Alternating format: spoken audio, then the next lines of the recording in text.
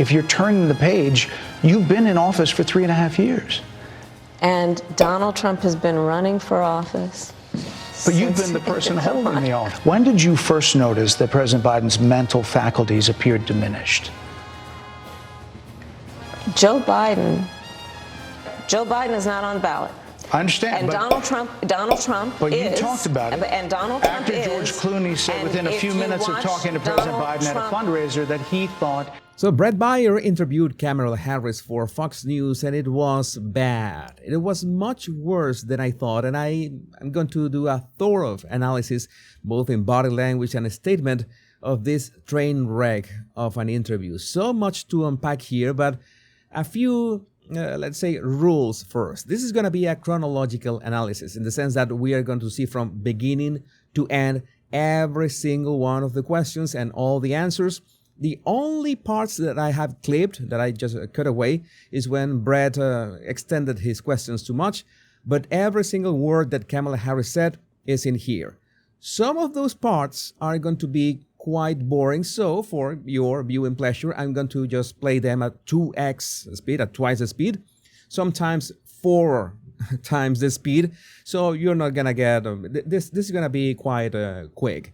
Some parts are gonna be really good, and I'm sure that you will enjoy this analysis a lot. I'm sure you will do. And a couple more things. Every time Kamala mentions Trump out of context, you will see a cute tiny sticker with Trump's face on the screen. This is just to point out the times that she mentions Trump just out of context, in the sense that it doesn't pertain to the question. In some questions, which are about Trump, well, that's fair to mention Trump and talk about Trump. But when he's out of context, you will see the small and cute sticker. And I'm also going to fact check Kamala a couple times, which is necessary, just to frame her words in the truth of her own administration. And finally, this video is especially dedicated to those who were arguing with me last night, claiming that, but Kamala did answer the questions. And I'm going to prove you with this video that no, she did not answer a single question. So let's begin. Let's start with the first question, which is about a very lengthy topic. It was almost half of the interview: immigration. How many illegal immigrants would you estimate your administration has released into the country over the last 3.5 years? Very easy question. How many? It is a number. The answer is a number. What does Kamala answer? Well, I'm glad you raised the issue of immigration, because I agree with you. It is a topic of discussion that people want to rightly have. Well, first thing that we see is that, well, she's acknowledging that the question is important. We were expecting a number, right? But we did not hear any number whatsoever. She's looking a bit to one side. I'm going to give her a pass on this one. But let's see if in this next section she finally answers the question. And you know what I'm going to talk about. Yeah, but right now, just a number. Do you think it's 1 million, 3 million? Brett, let's just get to the point. We're expecting you, Kamala, to get to the point. You just have to say a number, and you haven't said that, and you have the gall to say, let's get to the point. This is how the interview is going to go, that she's going to pretend that she is carrying this, and when, well, let's say that she is not. She is just, she's trying to come up ahead. Right now, she's doing quite good for what you're about to see next. Okay, the point is that we have a broken immigration system. Oh, she said that herself. We have a broken immigration system. Who was in charge of that immigration system for the past 3.5 years? That needs to be repaired. So your Homeland Security Secretary said that 85% of apprehensions. I'm not finished. We have.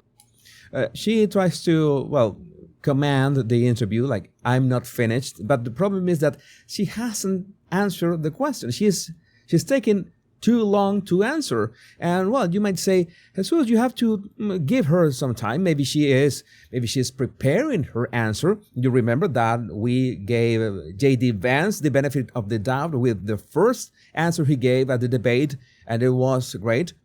maybe she will arrive at a number at some point. But we have It's a an rough immigration estimate of 6 system million people that have been needs to be- released. Okay, he is trying to give her some tips, like is this a number? Is it 6 million? This is what we have in estimations, or what is the number? Into the country. And let me just finish. I'll get to the question, I promise you. I was beginning to answer. And when you came into office, your administration immediately reversed a number of Trump border policies. Okay, so Brett realized that she was not going to give any number. Let's get to the point. I was answering you. We needed a number. There's no number. We have to move on. Brett knew that he was going to have, well, in this case, this interview was about 25, 26 minutes, and he had to move on. But the next question is really interesting. Most significantly, the policy that required illegal immigrants to be detained through deportation. This is about this laws that she completely canceled or removed that Trump had in place. Most important, those that, let's say that immigrants had to be detained. And you see, we see the very first, this is a real and actual signal of body language, and you see this arrogance, and yes, I did. So what? I removed everything that Trump did in regards to illegal immigration, and she looks really proud of it, arrogant, smug. This was her reaction during that, precisely during those words from Brett. Through deportation, either in the U.S. or in Mexico. And you switched that policy. They were released from custody awaiting trial. What would be Kamala's answer? But he's going to continue building up the question still. Looking back, do you regret the decision to terminate Remain in Mexico at the beginning of your administration? This is the question. Do you regret removing those laws? Do you regret removing whatever Donald Trump had done back then? That is the question.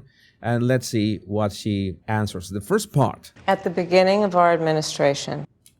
It's like she is doing some kind of hypnosis. But what she's going to answer right now is one of the boring parts. I'm going to play it at 2x speed. But you can still, from what she says and from the subtitles, catch the answer. It's really generic. Within practically hours of taking the oath, the first bill that we offered Congress, before we worked on infrastructure, before the Inflation Reduction Act, before the Chips and Science Act, before the Bipartisan Safer Communities Act, the first bill, practically within hours of taking the oath, was a bill to fix our immigration system. Okay, but there were, again, that is not the question. There were already laws in place that were removed. I don't know the terminology, but you know what we are talking about. She's not answering that question. Do you regret removing that, removing what Donald Trump did? She's not answering that. She's saying that, well, she put something in place from the very first day, but that is not what we are asking, or what Brett was asking. It was called the U.S. Citizenship Act of 2021. Exactly. Brett was really ready with the receipts. He knew what Kamala was going to answer, and he already knows what was the name of that very first bill that she passed on that very first hour upon starting the Biden-Harris administration. It was essentially a pathway to citizenship for the... Yes, may I finish responding? Okay, finish the answer, please. Now, Kamala is trying to be defensive, or on the offensive. Can I finish the answer? But she hasn't answered two questions so far. She is claiming that I want to answer, but Brett knows that she doesn't really an answer to his question. And this is important because he mentions that bill that the Biden-Harris administration passed upon just getting inside the White House was for, speeding up the process for citizenship. That doesn't sound very secure for a border, or in other terms, it's not the same. You're talking about another topic. Kamala Harris is talking about another topic, the speed at which an immigrant gets to be a citizen. But we are talking about the security of the border. How many illegal immigrants? No answer. Why did you remove what Donald Trump did? Do you regret that? No answer. And, well, it it's getting worse. But But you have to let me finish, you please. had the White House and the House and the Senate, I'm and in they the didn't middle bring up of that bill. responding. I'm in the middle of responding. Yeah, this she's trying to look like she's in control of the conversation. But the way to be in control of the conversation is to actually answer the questions in a way that, well, shuts the topic so they can move on the next one. But she doesn't do that. To the point you're raising, Okay. and I'd like to finish. Yes, ma'am. The problem is that when she she wants to finish, here comes a part that is going to be, we're going to watch this at 2x speed because, well, it's not that good. In fact, we are going to watch it at 4x speed. This is one of the worst parts. We recognize On day one, this point is the first question. It's only one of the here. And please don't think about as we have another thing, including the function for research English, we do like we do so we remember on the principle that that word we have 15 more days, the word my word is it will just long enough to just it will last more than 2 minutes. Okay, something that she said that she was being very emphatic, or she was answering about that border bill that was going to be passed on January 2024, this year. But you know that was the one that Donald Trump took down by just placing a call. But Brett was ready for that. But let me just finish. 6 And Democrats Donald voted Trump against that bill. learned about that bill. You saw the sticker, right? So it was the first time that she mentions Donald Trump out of context, because there's absolutely no reason to mention him at this point. And told them to kill it because he preferred to run on a problem instead of fixing a problem. And well, this is the part when I tell you there are some boring sections like this one. in this election, this is rightly a discussion that the American people want to have. And what they want are solutions. And they want a president of the United States who's not playing political games with the issues, but actually. But we should pay attention. We have to watch this even at 2x speed, because this is when we realize how Brett is going to flip the argument against her. So it's a bit boring just listening to the questions, to the answers, to her answers at normal speed. But it's important to at least have an idea of what she's saying so we see what Brett is about to do next. On fixing 6 it. Democrats voted against that bill. It would have allowed 1.8 million illegal immigrants into the country a year. There's something that this is something that many people don't know. The famous border bill that was taken down by Donald Trump would have allowed 1.8 million immigrants through the southern border every year. It would have included, I don't know why it included 60 billion in aid for Ukraine. What does Ukraine have to do with the border? I don't know. Is that they just put in the bill? Just include some cash for Ukraine. Go for it. I don't know. Maybe that's the way that it works. I'm not a specialist on the topic, but I find it odd that a border bill had something to do with Ukraine. And yeah, 6 Democrat senators were against that. A lot of conservatives had a problem with it. These are the 6 Democrats. But more importantly, back to the original premise. Notice what Brett is about to do, and this is how he's going to corner Kamala for the first time. This is what is going to take her out of control. Jocelyn Nungari, Rachel Morin, Laken Riley, they are young women who were brutally assaulted and killed by some of the men who were released at the beginning of the administration, well before a negotiated bipartisan bill. This question was important because he knew that Kamala Harris was going to focus on the border bill of this year. But he wanted to take Kamala all the way back to 2021 to all that she removed and the consequences of what she did in 2021. That was important to realize, that was important to talk about, because that was back then, and she said that herself as soon as she was in office. She said, it's not that Brett set her up. She set herself up. Former President Clinton actually referred to Laken Riley Sunday campaigning for you in Georgia, saying if those men had been properly vetted, Laken Riley probably would not have been killed. You remember that we did an analysis on Bill Clinton as well, and yes, he did that, and you know that he knew that he messed up. Another 2X section. So if it wouldn't have happened, this is well before any negotiation.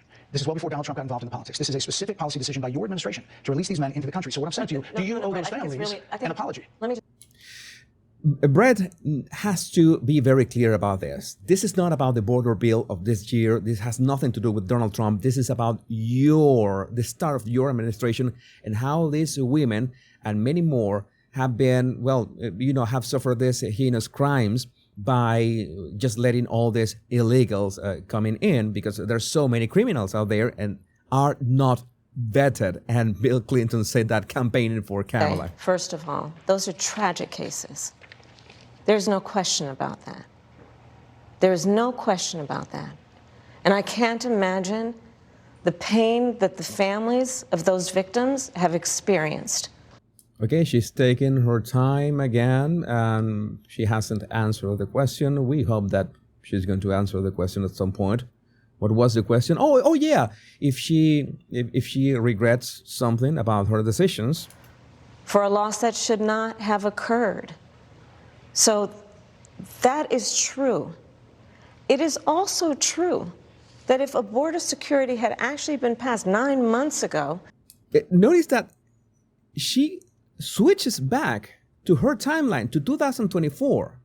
These women died because her decisions back in 2021.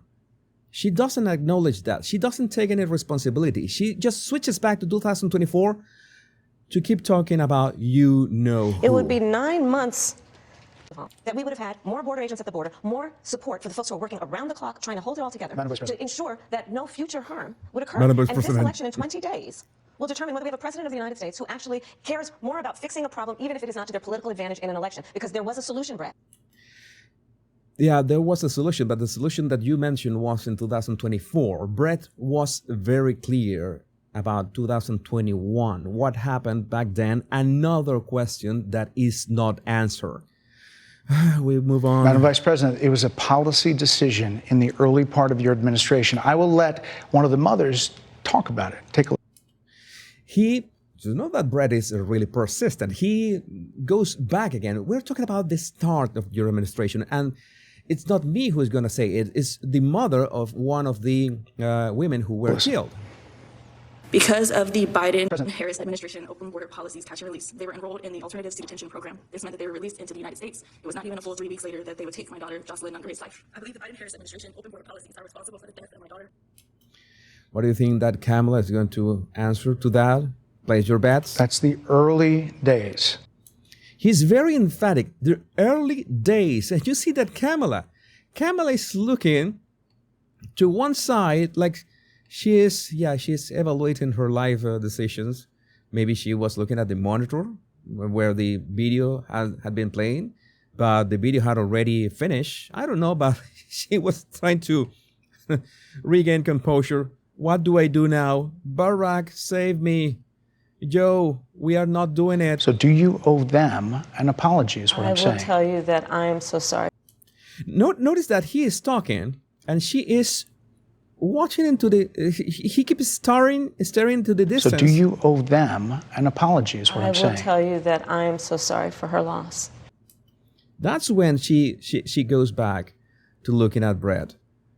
That's when let's say if she finally answers one question and makes this all worth it. I'm so sorry for her loss. And this is one thing that I told you about Kamala Harris and other analysis. It's something a bit confusing when she moves her head, like denying and affirming. It's gonna get really bad afterwards. Let's say that she's sorry and she's trying to emphasize shaking her head, something that can happen. I've told you in other videos with other people that in the United States, for example, you can emphasize, say something is delicious, you want to emphasize an idea, just shaking your head. Maybe this is an instance of that. I will give Kamala one pass with this. So let's keep watching to see what happens next. Sincerely. She says sincerely, and she nods. That's okay. Maybe she She is sad about the fact that these women died. Maybe that's a fact. But let's talk about what is happening right now with an individual who does not want to participate in solutions. You notice that she was cornered because Brett repeated the question again and played the video of the mother just to corner Kamala into just answer the question. Why did you, or do you regret removing what Donald Trump did? She doesn't answer, but let's flip the script towards Donald Trump. Let's blame Trump for this. Let's blame Trump for this. I'm going to repeat this clip so you understand the insanity of this interview. But let's talk about what is happening right now with an individual who does not want to participate in solutions. Maybe I missed including the sticker in that one, but let me know if the sticker should have been on that answer. Let's talk about that as well. But do you Brett, want to answer in all her? fairness, Do you want to answer that? You want to answer one question at least? told you, I feel awful for what she and her family have experienced. She still doesn't acknowledge her responsibility. This is something that it's sad, okay? That she could say, you know, I messed up. I did what I did with the best interest in the country. But we know that it's not the case because it's letting so many people into the United States. And that catch and release, well, gave carte blanche to so many illegals pouring through the border. How could that be in the best interest of the United States? Let's move on. You said repeatedly that the border was secure. When in your mind did it start becoming a crisis? I think we've had a broken immigration system. This is interesting. She said by then that the border was secure, and now she says that there's a problem with immigration. So where was the fracture point?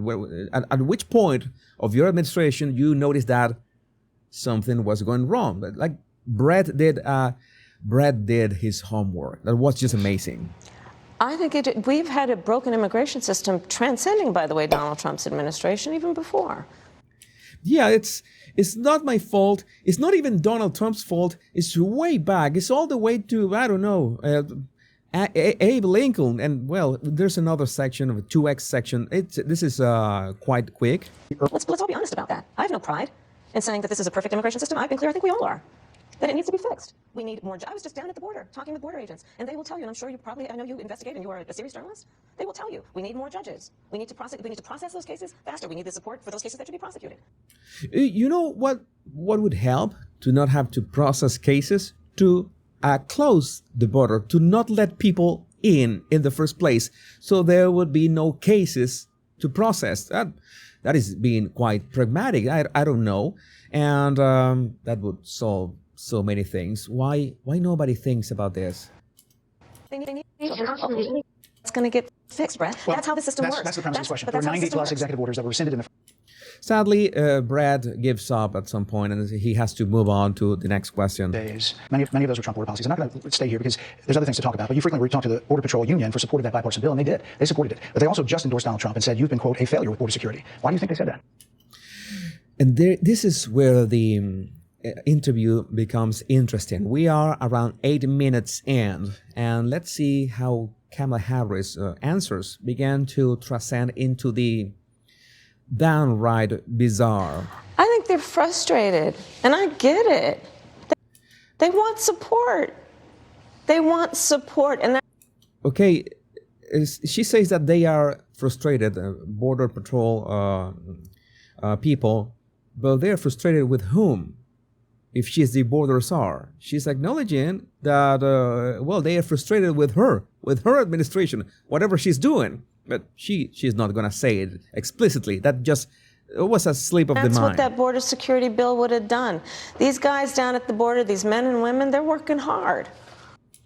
They're working hard. Oh my God, yeah, it's about them. No. The question is about you. Why do you think they don't support you now? Why do you think they are supporting Donald Trump? That was the question. This was the moment when the question was about Donald Trump.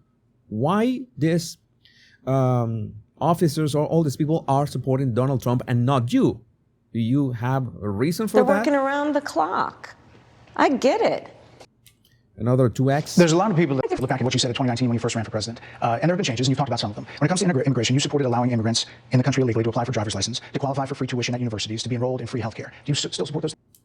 Do you still support those views when you wanted to be president? You say that immigrants could have access to free healthcare, to driver's licenses and all the stuff? Listen, that was 5 years ago, and I'm very clear that I will follow the law. This is one of those moments in which I really have a hard time understanding how Kamala Harris moves her head. I don't know if she's nodding or saying no. Very clear that I will follow the law. It's like she's doing a cross. Follow the law. She nods and denies at the same time. This is just something amazing. Something that is a clear breakthrough moment in body language analysis. I will follow the law. I have made that statement. And what does the law say? You say that you're going to follow the law, but what does the law say about this? That would be reassuring if you said that, if you answer a question for once. Statement over and over again, and as Vice President of the United States, that's exactly what I've done, not to mention before. Okay, we have some signs of distress here, in which you see that there's a bit of pressure and some long blinks. Again, that's what I told you, that this was the part that it was getting interesting. If that's the case, you chose a running mate, Tim Walz, governor of Minnesota, who signed those very things into state law. So I used the word trap, that Brett set her a trap with the Tim Walz thing, because first she says that he says that he had these proposals when back in 2019 were really crazy, and now she's going to uphold the law. But then she picks Tim Walz, that he actually did what she wanted to do, and back then in 2019. So Brett put Kamala on a corner yet again. Let's see what does she answer to this. So do you support that? We are very clear. Notice that her rate of speech is getting slower. She's thinking, oh my God, I am in a corner. Tim Walz did to Minnesota whatever crazy things I was thinking about back in 2018. Why do I do now? And I am very clear, as is Tim Walz, that we must support and enforce federal law. Yeah, that is mildly throwing Walz under the bus. Why? Because he's saying that we are going to enforce federal law, which means that we are not going to do whatever Tim did in Minnesota, or that's how I interpret this. This is so vague in so many ways that she's trying to not say anything concrete. That we are going to enforce federal law. But what does federal law say about this? And it seems that, well, maybe Tim Walz will not agree with that. That is really interesting. That's why I tell you that Brett did his homework really, really thoroughly. And that is exactly what we will do. So decriminalizing border crossings, like you said in 2019. He sets up a very interesting question again. I do not believe in decriminalizing border crossings, and I don't know. This is why I tell you. That's so confusing. That she says that she doesn't believe in decriminalizing border crossings, but she nods with her head. Criminalizing border crossings, and I've not done that as vice president. But when she is going to look at this, I'm going to go back a bit. So Criminalizing border. I do not believe she's denying something and she nods, but then she's going to deny another thing and she's going to deny with her head. That's why I tell you that it's really complicated to see what is Kamala doing here. And I'm sure that it's not that she's making things up. It's that she's trying to cover something. She's trying to cover for something that she really feels. Crossings, and I've not done that as vice president. I will not do that as president. All right. Well, we could believe you, I guess. We could trust your word. So these are evolutions that you've had. But let's be very clear. Let's be very clear. That is awesome coming from Kamala Harris at this point. We are 9 minutes and a half. Crazy things are coming. Very crazy things are coming, and but no, she has not been clear. She has not answered a single question yet, and she's just trying to get out of the corner, trying to you know, drain Brett's energy. But no, Brett drank extra caffeine that day. I'm the only person who's running for president who has prosecuted transnational criminal organizations, from the Sinaloa cartel to the Guadalajara cartel to people who have trafficked in guns, drugs, and human beings. I have spent a significant part of my career going after people who present a threat to the safety of the American people and cross our border with the intent of doing us harm and cross our border illegally. And I will do that work as vice president. I take that work quite seriously. What did she say? She said what? Border illegally, and I will do that work as vice president. I will do that work as vice president. What are you running for? What are you running for, president? Are you confused? That's what I tell you. That this is why those cornering Kamala were so useful, because she is beginning to lose track of where she is and her train of thought. And if you want to really know how to read face emotions, you need my book on how to read face emotions. All my research and all my knowledge on every single corner of the face, from the easiest to the hardest, and all their combinations are in this book that you can get right now at 50% discount using the code POWERPUNDIT with the link in the description of this video. Just go for it. Grab the book and enjoy that 50% discount right now. And we are already 10 minutes in. We still have some really long, for Kamala, 15 minutes ahead of us. But for us, it's gonna be a very fun ride. This is where the fun begins. Take that. Check the next part. She's gonna be asked a question about her actual policies. Quite seriously. Kamala supports taxpayer-funded sex changes for prisoners. Surgery. For prisoners. For prisoners. Every transgender inmate in the prison system would have access. This is nice when Brad put just this clips to show Kamala what she had said in the past to, let's see what she's going to say, to do as president, right? This is like, it's not like all her principles or values have changed, right? Because that would be rather odd. So are you still in support of using taxpayer dollars to help prison inmates or detained illegal aliens to transition to another gender? Great question, Brett. Let's say what Kamala says. It's not like we're talking about her policies, right? It's not like she's gonna start talking about someone else. I will follow the law, and it's a law that Donald Trump actually followed. You're probably familiar with, now it's a public report, that under Donald Trump's administration, these surgeries were... Okay, that was a record. She not only mentioned Donald Trump, but she mentioned him twice. We have two stickers. I'm not giving count of this because, well, there are plenty of many examples, but the first fact check is coming in close. Let's watch this. Available to, on a medical necessity basis, to people in the federal prison system. And I think, frankly, that ad from the Trump campaign is a little bit of like throwing, stones when you're living in a glass house. She's saying that that ad from Trump is like misleading, but there's the first fact check that we have.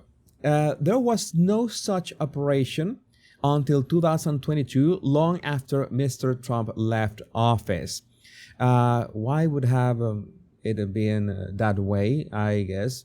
Oh, there was some legal wrangling. Maybe Trump didn't want to mess with that. We already know Trump's stance on those gender affairs. So Kamala is trying to make it seem that what I said is no big deal because, well, Trump was doing the same when, no, it never happened under Trump's administration. Well, and this is a fact check from, I think it's the New York Times or one of the government-friendly propaganda outlets. Trump aides say that he never advocated for that prison policy and no gender transition surgeries you know what, you got to take responsible for what happened in your administration.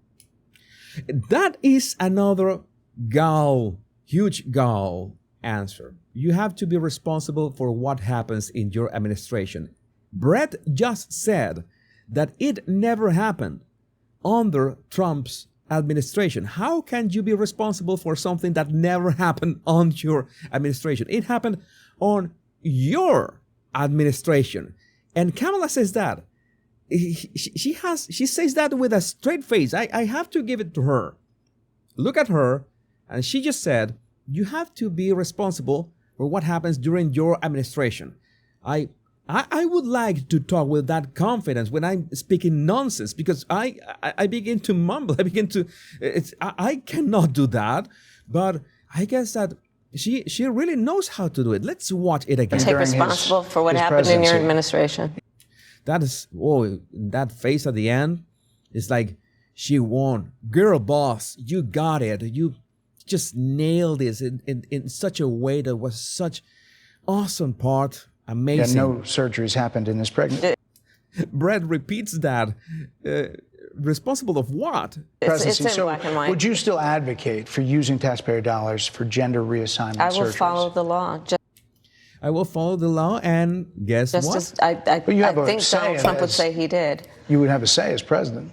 Like I said, I think he spent $20 million on those ads. Who cares about the ads? Who cares about the ads? You are deflecting the question. Are you going to do it or not? You just have to say yes or no. Why? It's incredible. But Kamala Harris is so desperate that she's taking refuge under Donald Trump's wing. It's like she cannot say, yes, I'm going to enforce that. She cannot even feel proud about something that she's going to do. That she said, that's what the clip for.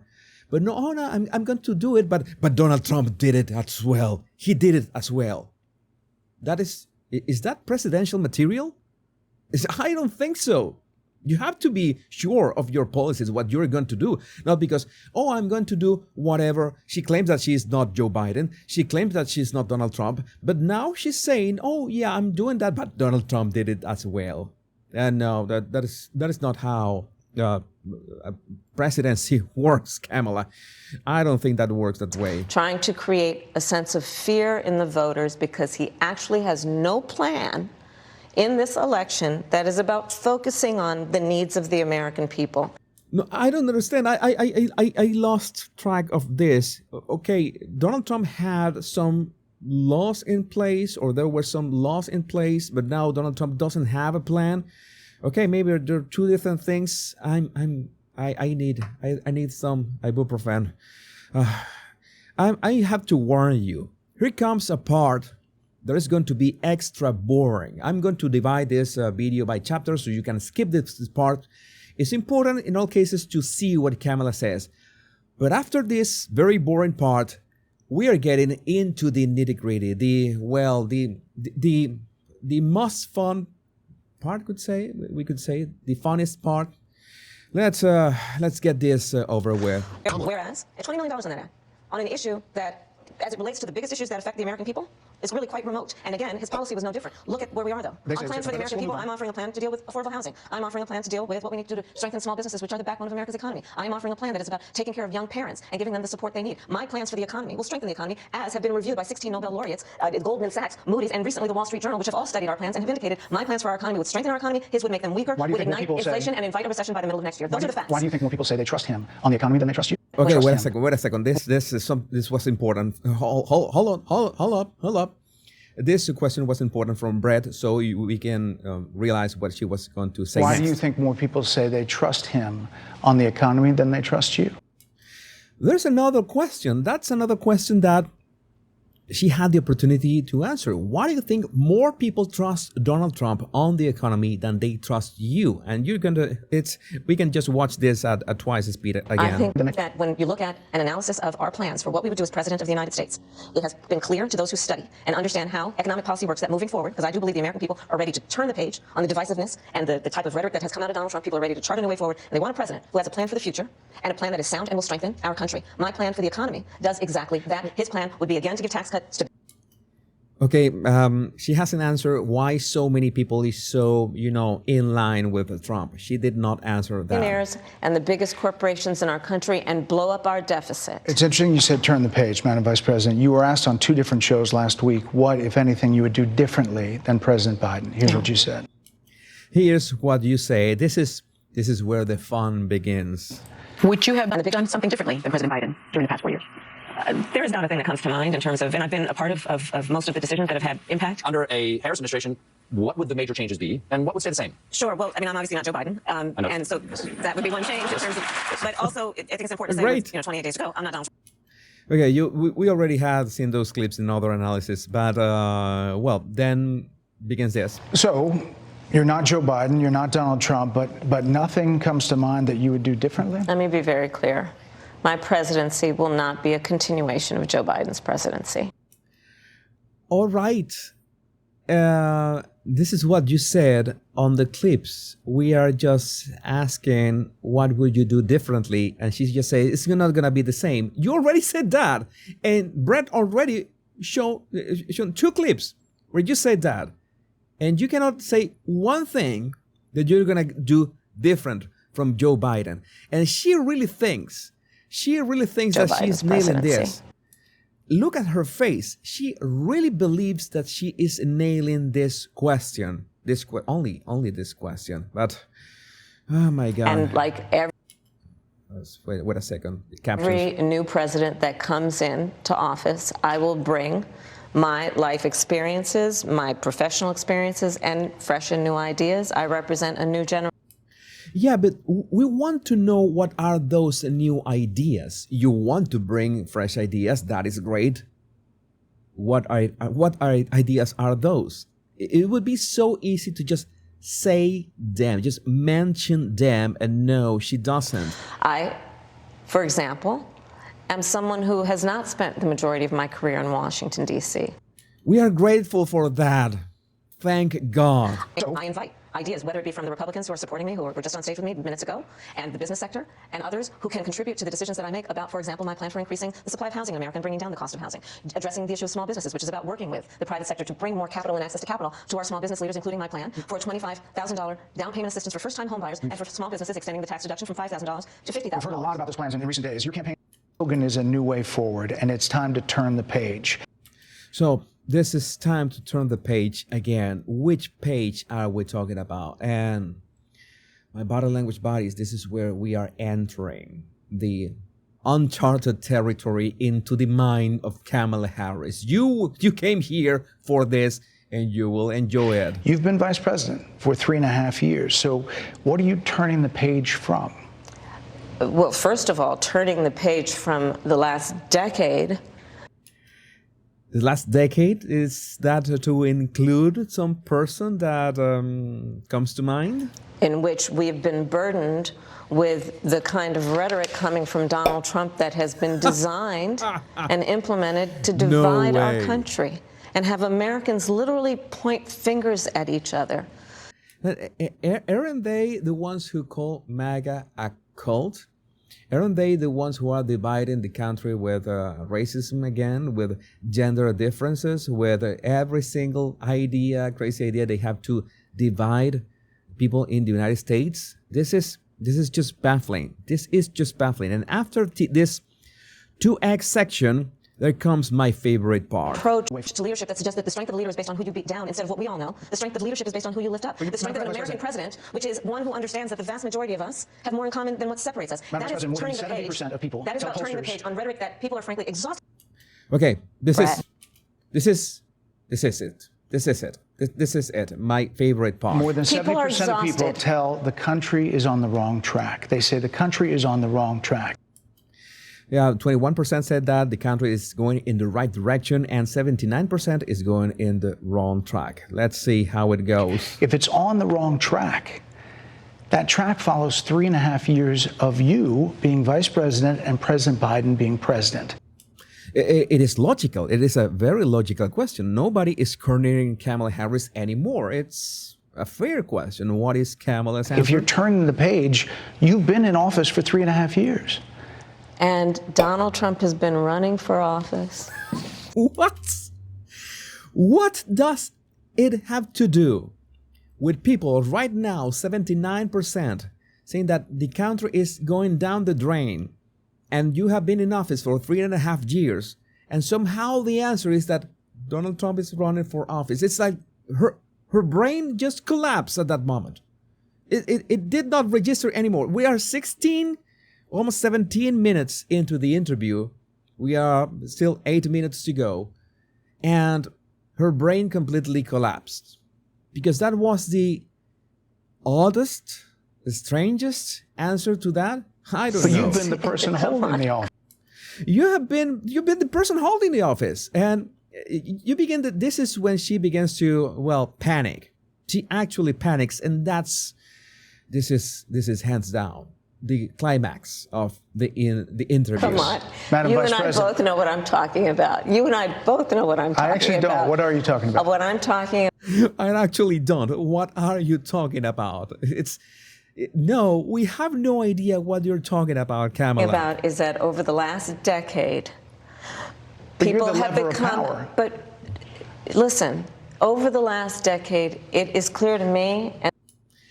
Again, the last decade. She has said that 3 times. I think that was a talking point that someone gave it to her.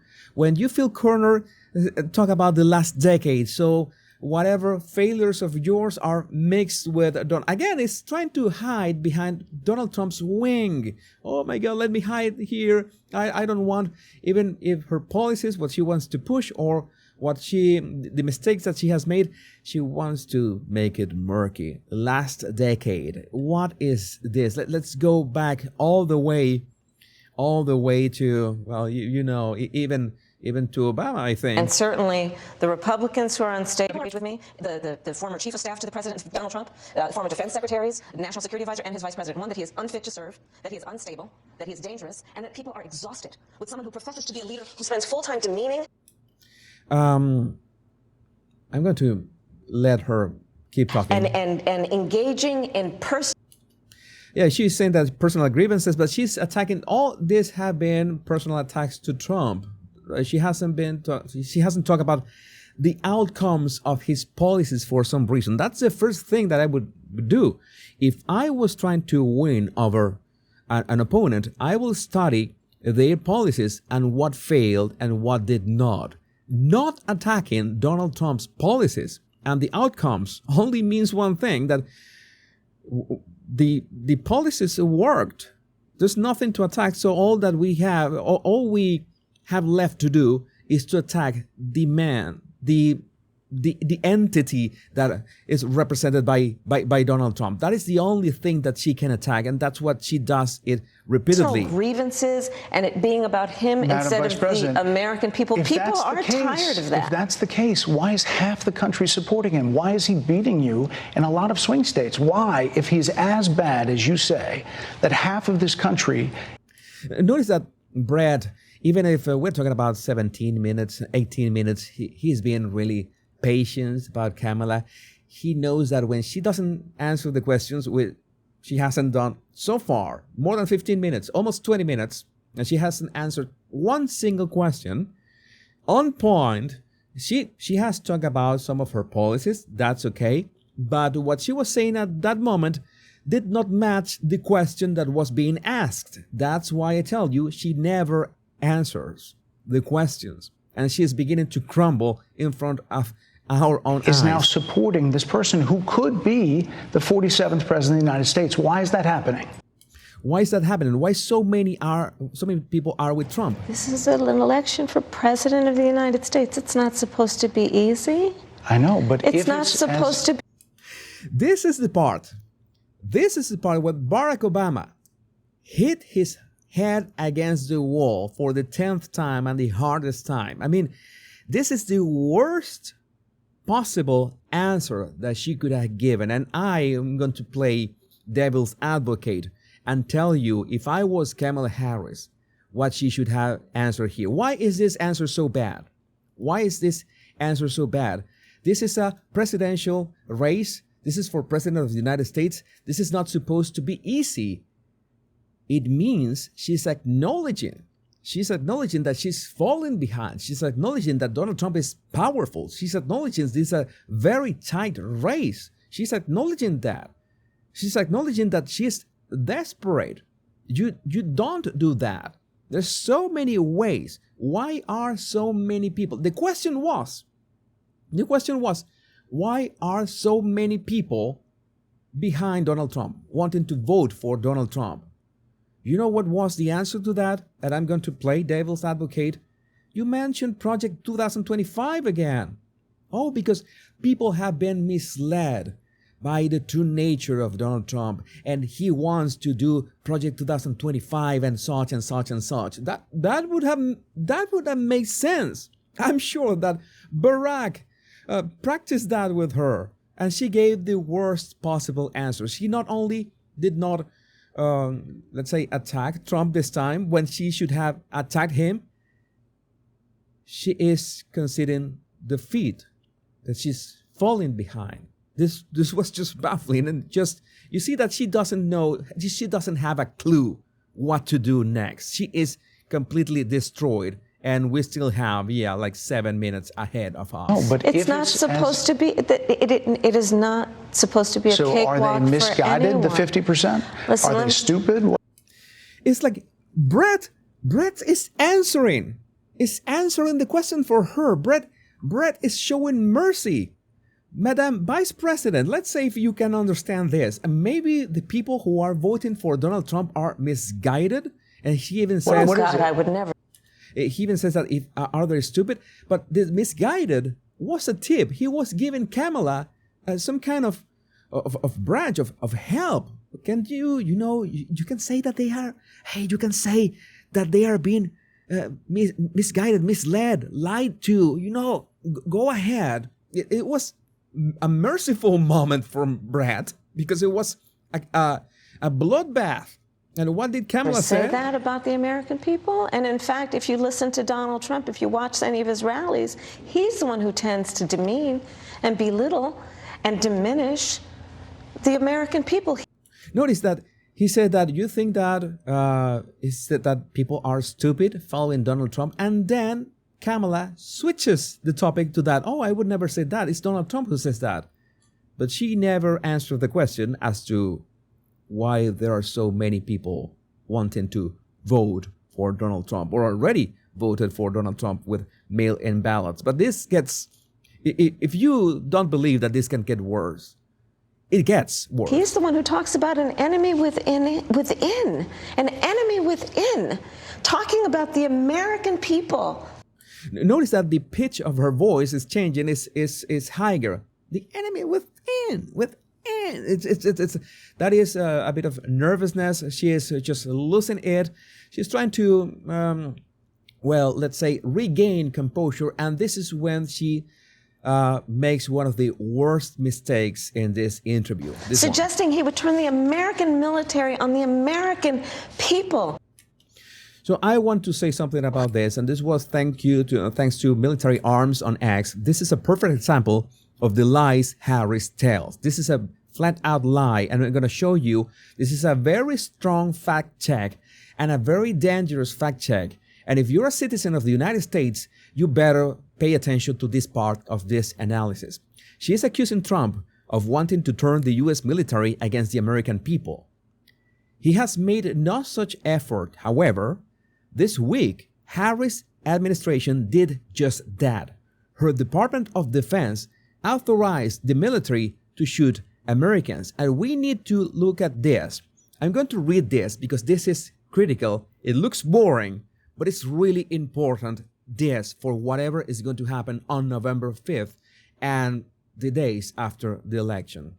Defense intelligence, this is the relevant provisions updated on the Department of Defense Directive 5240.01.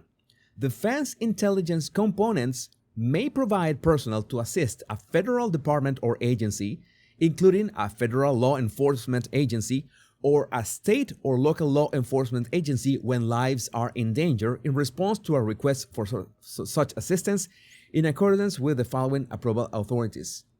But the delicate part is this.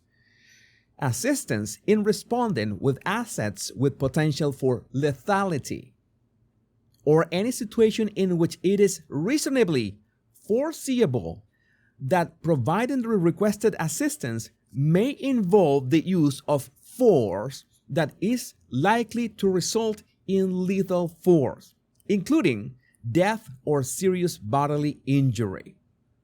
This is serious. This is serious, my friends. It also includes, and this is why I am so worried about this, it also includes all support to civilian law enforcement officials in situations where a confrontation between civilian law enforcement and civilian individuals or groups is reasonably anticipated. The writing is on the wall. I will not say anything else about this topic, but we're talking about lethality, likely to result in lethal force, and confrontations between civilian law enforcement and civilian individuals or groups. You tell me. It cannot get more clear than that. And Kamala Harris is accusing Donald Trump of something that just happened under her administration. God knows why, what for. I really don't want to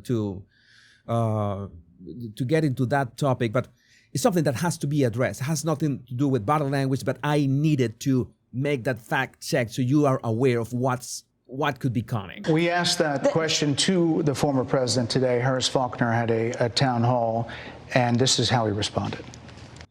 So this is the way that Donald Trump responded to that very question. You know that, again, congratulations to Brett.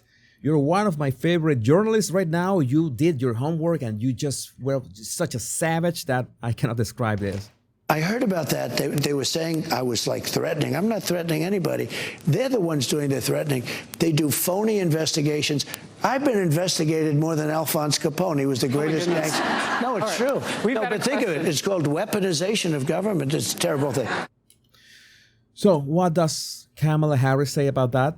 You remember that Kamala was already, tired. Her brain was on just smelling of smoke or something like that. Is there other smoke detectors in the room? So, Brett, I'm sorry, and with all due respect. You see that she uses that gesture just to, let's stop. She wants this to stop. She wants the beating to stop. I'm sorry, and with all due respect, that clip was not what he has been saying about the enemy within that he has repeated when he's speaking about the American people. That's not what you just showed. Yeah, but right now we have the clip of Trump saying that. Maybe this is a bit of a disadvantage for Kamala. She cannot show a clip or a tweet or something. But where's the proof? What are Donald Trump's exact words? The problem is that your credibility has suffered because you keep perpetuating that hoax of the very fine people and the bloodbath and the other one that I don't remember, that all lies. That is the problem. When it comes to every person's, to Kamala Harris and Donald Trump's words, you lose because you keep saying those hoaxes that have been disproved, even by the New York Times. He was asked about that specific... No, that's not what you just showed. In all fairness and respect to you, that was the question that we asked him. You didn't show that, and here's the bottom line. Here is the bottom line. We want to know if at some point Kamala is going to answer one question. I want to go home. Wait, I'm already home, but you know what I meant. He has repeated it many times, and you and I both know that. And you and I both know that he has talked about turning the American military on the American people. She's doubling down on that with a straight face. Well, it's somewhat of a straight face. Her voice tone has lowered again. She's trying to regain composure, but she is still rattled by being cornered so many times and making things up. He has talked about going after people who are engaged in peaceful protest. He has talked about locking people up because they disagree with him. This is a democracy. Okay, this is the kind of the stuff that we need to take a trip down memory lane, such as this. Thanks to Wall Street apes. In the first video, Hillary Clinton now calling for Trump supporters to be thrown in prison for sharing misinformation. Another clip was Kamala Harris saying that she will end free speech. And another clip, a New York Democrat calling for Trump supporters to be put in re-education camps. We're not going to watch them. You can look for them in Wall Street Apes account, and you can check them for yourself. But you know, the party of joy, they are, well, not joyful about freedom of speech and people being able to speak their own mind. So they are the ones who want to imprison and re-educate people. And in a democracy, the President of the United States, in the United States of America, should be willing to be able to handle criticism without saying he'd lock people up for doing it. But we have, a clip of Kamala Harris saying that she, social media channels and social media stuff should be, how do you say that, control? Which is that there has to be a responsibility that is placed on these social media sites to understand their power.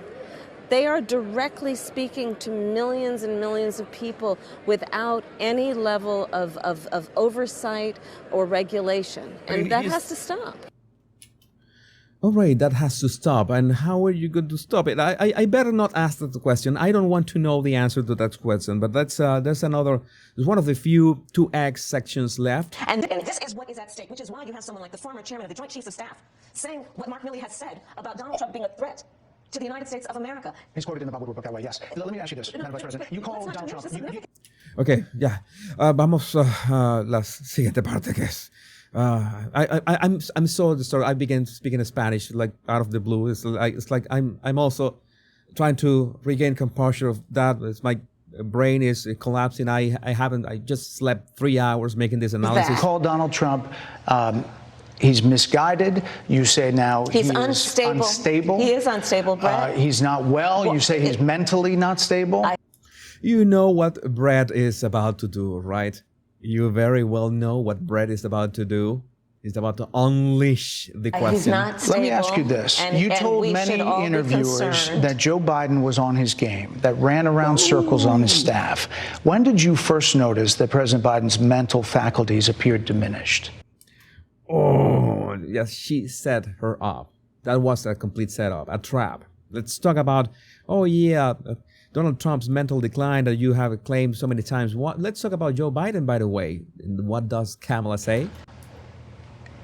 Joe Biden. She needed that pause to process her answer.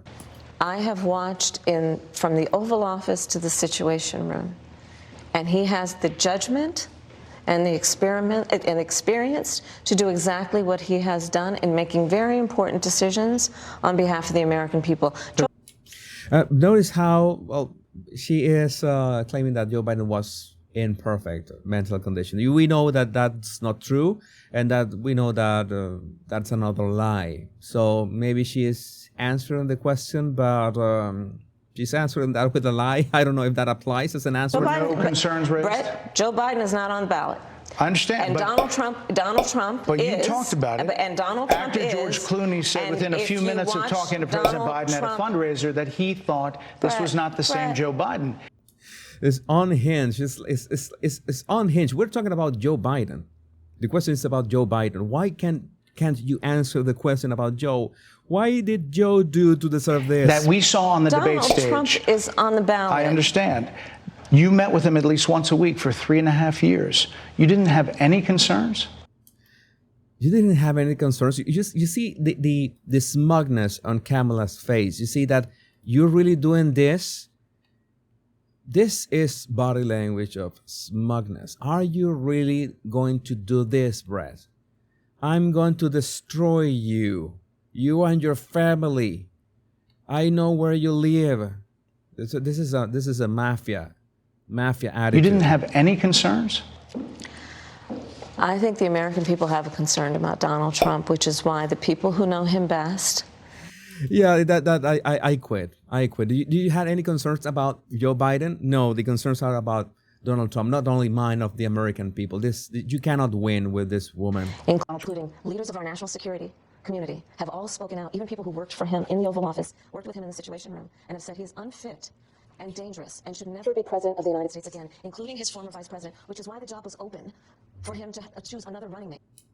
All right, so we are finally on the, I think this is the final part, more or less, yes, it's really close to the end, finally. And let's see what the next question is. So that is a fact. This is worth pointing out. She spoke for 90 seconds. By this point, at that point of the interview, she had spoken for 90 seconds after Brett had asked the question about Biden. And she never talked about Biden. She never talked about Biden whatsoever. That is a fact. You were asked on 60 Minutes about the biggest threat that the world faces, that the U.S. faces. This is what you said. Let's see. Let's talk about some international affairs. You know that Brett was, I am not going to nowhere. I am not going nowhere with Madam Vice President. Let's try something different. Let's try something different. I promise that this is going to be a masterclass in how you detect when someone evades a question, deflects. What we need to do to ensure that Iran never achieves the ability to be a nuclear power, that is one of my highest priorities. So the question, if you, I can understand that it's hard to pay attention by this point, but the question was, what was the highest threat to the United States right now? You were asked on 60 Minutes about the biggest threat. The biggest threat that the world faces, that the U.S. faces. This is what you said.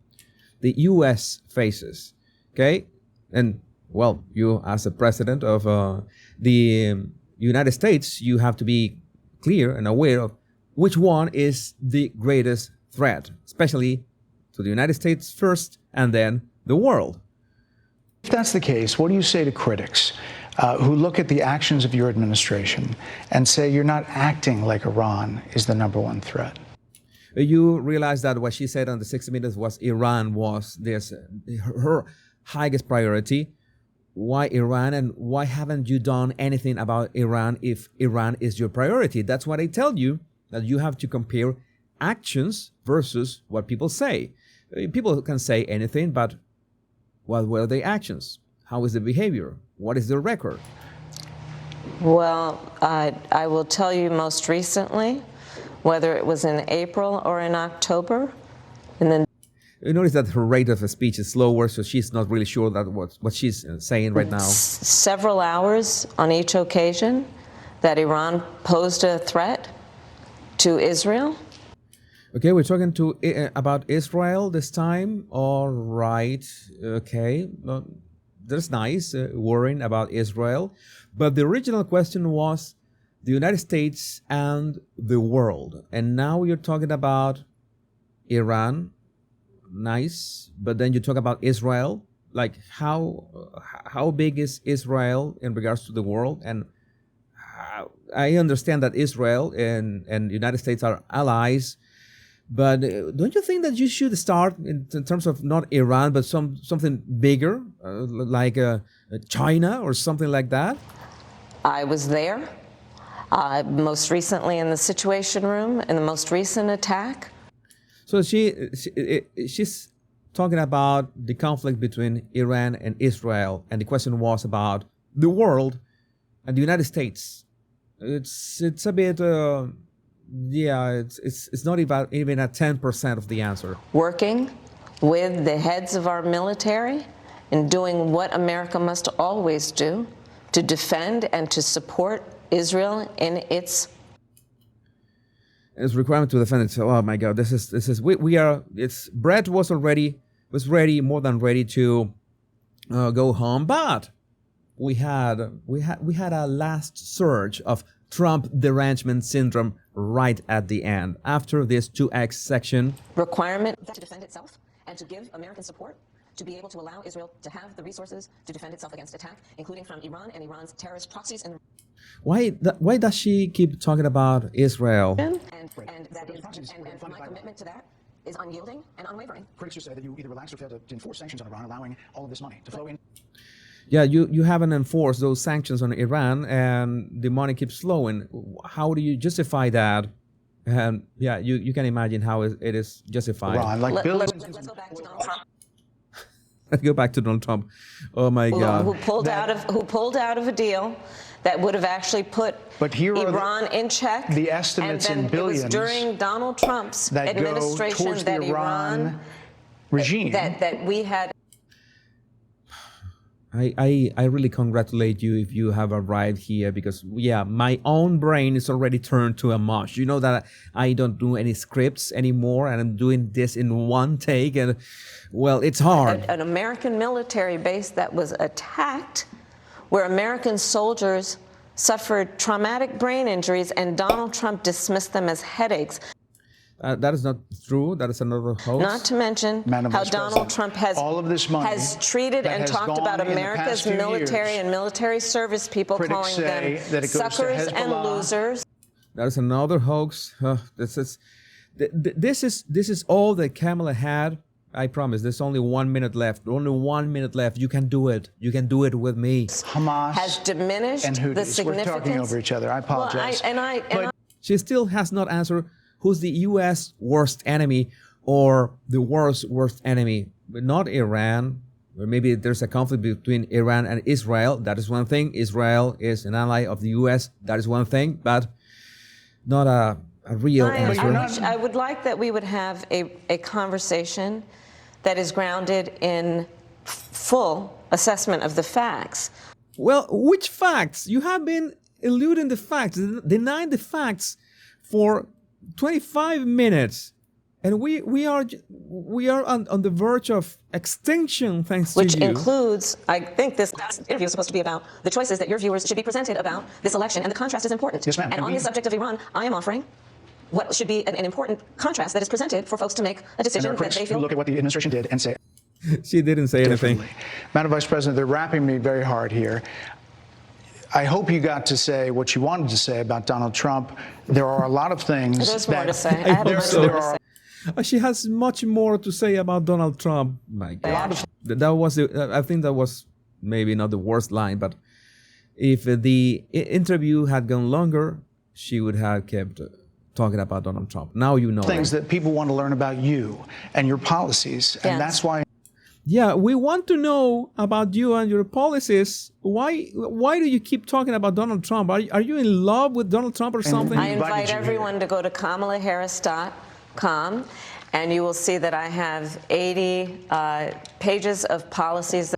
Oh, I don't want to talk about policies. Go and read them, read about them on my website. I just want to talk about Donald Trump. This lady has an altar at her home that are quite Donald comprehensive Trump. And should be accessible to anyone who would like to read them. And it includes what I intend to do about affordable housing, what I intend to do about small businesses, what I do. And that's why we invited you. Okay. To see where you were in 2019 and where you are now. America's military and ensure we have the most lethal and best fighting force in the world. Oh, that what you mentioned, Kamala, is important. Having the most lethal military in the world. And why the U.S. Military Academy introduces woke curriculum with courses on deconstructing patriotism, cross-dressing in the military, gender norms, and representation in the ranks. This is real, by the way. It's I just checked this, and it's nothing short of embarrassing. But Madam Vice President, and they're giving me a hard rap here. Well, I thank you for the time. I thank you for the time. Yeah, goodbye. I don't know how we did it, but we survived this dribble. I don't know how we did this, but we did. I think, hands down, I remember that the first CNN interview was 18 minutes long. This was like 27 minutes or 26 minutes long. The first CNN interview of Kamala Harris was bad enough and wasn't with friends. It wasn't in good company. But this was a bloodbath. I wouldn't be surprised that, well, there are reports that Kamala was really angry and there was this havoc at her camp. And I wouldn't be surprised. I don't think that she's going to do Joe Rogan after this. Not a chance. There's not a chance that she's going to Joe Rogan if she couldn't stand not even 25 minutes of grilling. But what I see here is someone who is really not fit to be president. You saw her yourself. She didn't answer any questions. She just avoided everything and made sure to blame things on Donald Trump, talk about the last decade and whatever are her policies that we would like to hear from herself. No, you just go to my website. I don't want. Maybe she doesn't understand her own policies, and that's why she doesn't talk about them. No, this ain't it. So, my American friends, I hope that you vote wisely and you do the right thing. And as for me, I'm Jesus Enrique Rosas. I'm the body language guy. And remember that you can download and get my face analysis book, my complete facial analysis book at 50% discount using the link in the description of this video and the code PowerPundit. You use the code PowerPundit and you can get my book at 50% discount right now and begin reading faces. And remember to download as well my free body language tips right in the description of this video as well, and you will be subscribed to my email list. Remember to like and subscribe, and remember that the most important words are much love and bliss. Thank you for watching this far. Take care. Love every single one of you. Bye-bye.